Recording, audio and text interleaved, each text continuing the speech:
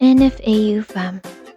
Ang NFAU ay nagsimula sa istorya ng mga di natin kakilalang tao na naging kaibigan at naging barkada na naging parte na rin sa ating mga memorya at lalo na sa ating buhay. Nagsimula ito sa larong kinagigiliwan ng mga gamers pagdating sa pagiging spiya at makukulay na karakter sa larong Among Us. Nagkakilala ang mga founder ng FAM sa 2, 3, 4, 5 hanggang sa naging 6 na magkakaibigan. At dito nabuo ang grupo Nightly Fam Among Us. Ang napag-isipan ng mga magkakaibigan na maglaro ulit ng ibang app ay nakita nila ang isang app na may pagkahalintulad sa larong Among Us. At ito ang WePlay. Sa WePlay, makakalaro ka ng kagaya ng Among Us na laro na tinatawag ding werewolves, lalo na sa larong Yes Who's the Spy.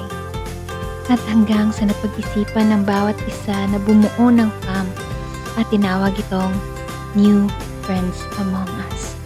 Ngunit sa bawat pasok ng bagong miyembro, may mga mawawala din nang dahil ay may kanya-kanya silang gawain. Ngunit sa bawat alis ay may mga bagong dadating. At dito nabuo ang mga magkakaibigan na naging pamilya. Kahit na ito ay virtual lamang. Ang pamilyang ito pa din ang laging magkaramay sa pagiging magalang, marespeto, karamay, at higit sa lahat, buraot. No! That's me if I gave a fuck, but girl... Pero kahit na virtual lamang ito, andyan pa rin sila para damayan ka sa lungkot, sa tawa, at sa kulitan, lalo na pag may naapi man dyan, ang pamilyang NFAU na kahit anong gera man yan, ay susulong yan na walang takot para lang ipagtanggol ang bawat isa. Pero kahit nag-aaway minsan, ay nagkakasundo din sa huli.